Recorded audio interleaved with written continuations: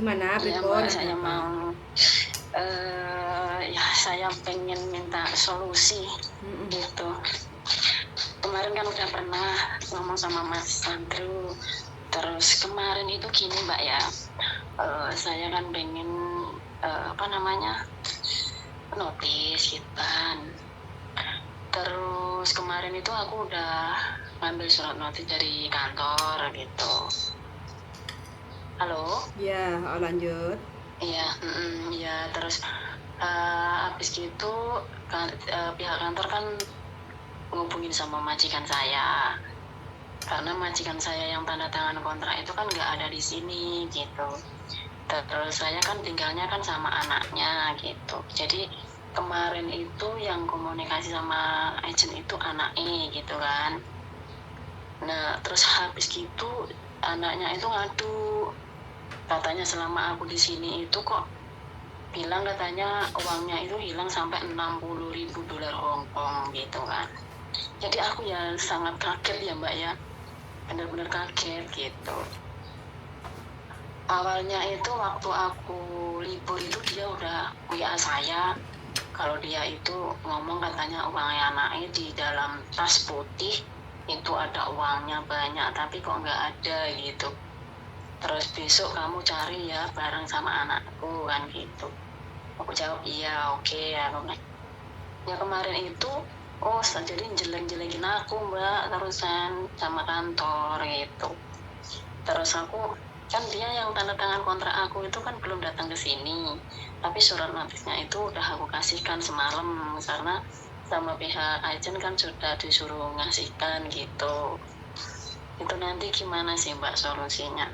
Misalkan dipermasalahkan gitu loh. Ya, solusinya di saat sampean dituduh mencuri ya sampean segera telepon polisi bahwa tuduhan itu ada buktinya enggak, kayak gitu kan. Jadi kalau memang Iya, di tas putih itu hilang uangnya, kayak gitu kan otomatis ada sidik jari tuh, ya enggak? Nah, iya, iya, otomatis di iya situ benar sampean Mbak. akan terbukti sampean bener ngambil atau tidak, kayak gitu kan. Nah, kalaupun Iya, tidak iya, iya benar ngambil ya Mbak. otomatis kan dari pihak Iya, kepolisian pasti ngasih tahu ke majikan, tidak ada bukti. iya, iya. Kayak gitu kan, coba Iya cari di tempat benar-benar. lain, gitu Mbak Benar-benar, iya benar-benar Mm-mm. Mbak ya, alhamdulillah Mm-mm. gitu ya Mbak. Soalnya Mbak aku tuh cerita yang sebenarnya ya Mbak ya. Hmm. Karena aku kan dulu di majikan yang dulu kan 8 tahun setengah kan jaga nenek. Terus nenek aku kan meninggal. Aku udah pernah cerita sama Mas Andrew waktu itu. Terus saya kan tanya aku gimana, ini aku kamu terusin nggak kontrak aku kan gitu. Jawabnya katanya iya gitu. Jadi aku ya bertahan. Habis gitu kontrak kelima itu dapat kalau nggak salah 6 bulan ya Mbak. Ya, dapat 6 bulan. Tiba-tiba aku langsung itu suruh keluar gitu kan. Terus habis itu juga ganti ini majikan ini gitu. Tapi waktu sampean 8 Ya tahun sekian sampean suruh keluar kan dapat uang long service toh? dapat Mbak semua, alhamdulillah. Memang itu secara baik-baik Mbak, ngeluarinnya secara baik-baik gitu, nggak ada masalah gitu. Mm-mm. Memang itu alasannya neneknya meninggal itu gitu Mm-mm. Mm-mm. ya. Tapi di saat ini aku itu di majikan baru ini malah dibilang seperti ini sama ke kantor, mengadu ke kantor seperti itu. Tapi kan nggak ada bukti Mbak. Aku memang selama kerja di sini itu juga nggak melihat yang namanya tas putih yang isi uang itu. Mm-mm. Terus apalagi kalau saya itu beresin kamar itu, kalau misalkan ada uang ya Mbak, namanya majikan kadang-kadang kan naruh itu asalan aja gitu kan. Mm-mm. Itu malah aku nggak aku beresin Mbak, nggak aku Mm-mm. sentuh, biarin dacah kayak gitu ya biarin, yang penting saya nggak ngambil gitu kan Mbak. Terus Mm-mm. kejadian lagi itu katanya di tasnya itu ngomong ada uang 5.000 tapi yang 2.000 nggak ada. Terus habis itu nyuruh saya nyari gitu ya, dicari, ya udah bareng-bareng dicari. Mm-mm. Habis itu ayo dicari bareng-bareng aku bilang gitu. karena aku kan waktu beresin itu kan nggak melihat uang, maksudnya gitu ya Mbak ya. Kalau namanya babu kan meskipun di tas itu ada uang berapapun kan nggak mau tahu gitu kan.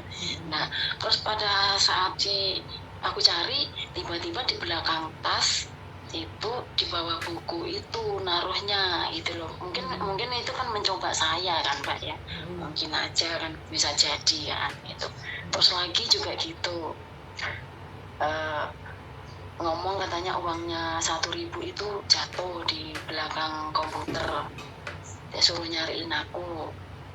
Saya cariin terus sampai bawah meja di tempat komputer itu aku bongkarin semua, isinya kan tas yang belanjaan itu loh Mbak, namanya rasa dari Christian Dior segala macam itu kan gitu. Di situ. Nah terus kemarin itu ya itu sok banget Mbak gitu loh, sangat sok gitu. Ya Allah, padahal uang segitu tuh banyak banget gitu. Aku nggak merasa tanganku sampai menyentuh uang sebanyak itu Mbak. Aku gitu merasa, aku sampai semalam itu nggak bisa tidur aku. Nah, sampean kerja di rumah majikan ini sudah berapa lama? 4 bulan. Oh, baru 4 bulan. 4 bulan. Iya Mbak, 4 bulan.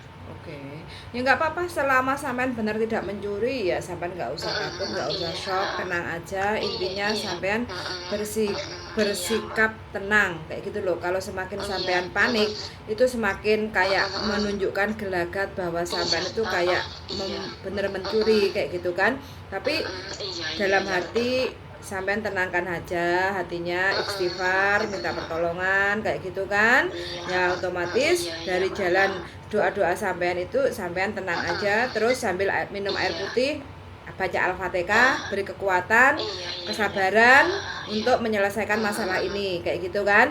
Nah terus habis itu sampean langsung ngomong sama majikan, oke, kalau memang kamu kehilangan uang di sini cuma ada aku di sini, ya sudah kita telepon polisi kayak gitu ya. Kalau majikan nggak mau ya sampean telepon aja sendiri karena sampean merasa tidak nyaman karena merasa dituduh kayak gitu kan. Ya sudah, yang penting saat sampean telepon polisi otomatis kan tahu kan 999, sampean harus tahu, sampean sebutkan nama sampean, nomor KTP sampean, alamat tinggal sampean sekarang ini di mana. Itu yang terpenting di saat sampean mau panggil polisi. Terus nanti polisi datang, terus pastikan ditanya siapa yang buat laporan saya. Kenapa saya dituduh majikan saya mencuri, katanya di tas putih itu hilang. Tolong, ini membuat saya tidak nyaman dan kalau memang karena saya merasa tidak mengambil kayak gitu kan, dan saya minta bukti dari Pak polisi kayak gitu kan, bahwa tas putih itu ada sidik jarinya, apakah benar saya ngambil atau tidak, biar majikan kita di sini kerja itu sama-sama nyaman gitu aja Mbak ya. Tasnya putih itu aku nggak tahu Mbak, sekarang pun juga nggak ditunjukkan loh Mbak. Loh yang penting kan majikan ngomong tas putih, karena sampean tinggal menjelaskan ke polisi loh, majikan bilang katanya di tas putih kehilangan uang. Nah aku sendiri juga nggak tahu tas putihnya ditaruh di mana, letaknya di mana, terus modelnya seperti apa, isi uangnya berapa, aku kan nggak tahu. Cuma majikan bilang katanya uang di dalam tas putih hilang gitu loh. Iya Mbak, karena apa ya Mbak ya, karena aku minta solusi itu biar pikiran aku gitu tenang gitu kan gitu loh, karena aku ya benar-benar nggak ngerti, nggak melakukan, namanya orang ya Mbak, apa lagi udah tua kayak aku. Karena apa Mbak, kemarin aku minta solusi sama Mas Andro kan, untuk melangkah mengambil notis itu apa, mungkin ya aku udah merasa nggak kuat juga di sini gitu, karena faktor usia aku memang ya udah lanjut kan gitu. Umur berapa sampean Mbak E? Sekarang umur 53 Mbak. Oh. Lah terus mau cari majikan lagi atau pulang pensiun? Enggak Mbak, saya udah mau pensiun, nggak boleh balik saya Mbak, pokoknya ini aku udah istirahat, nggak kerja lagi Mbak. Yes. Kerja ya jadi Indo aja gitu. Terus pokoknya mau istirahat. Ya, kalau memang sampean niatnya mau pulang terus, mudah-mudahan sampean betah kerasan, istilahnya tinggal di Indonesia, menikmati hasil jerih payah sampean selama di luar negeri, kayak gitu ya. Mbak, iya. di momen-momen terakhir Makasih ya, sebelum Mbak, ya. sebelum sampai pulang Indonesia, mudah-mudahan nggak ada rasa-rasa yang tidak nyaman, kesan-kesan yang nggak nyaman dengan majikan yang terakhir ini, kayak gitu ya. Iya Mbak, bener Mbak. Oke. Terima kasih ya Mbak Yuli. Oke, Nanti lain siap. kali aku tak main ke situ. Oke, siap, tenang Mbak ya, mudah-mudahan ada jalan kayak gitu ya. Iya. Oke. Jenengan di mana tuh Mbak alamatnya? Sekarang saya pindah di daerah Yunlong. Yunlongnya mana? Kalau sampai naik MTR turunnya Kamsong Road. Oh, Kamsun Road.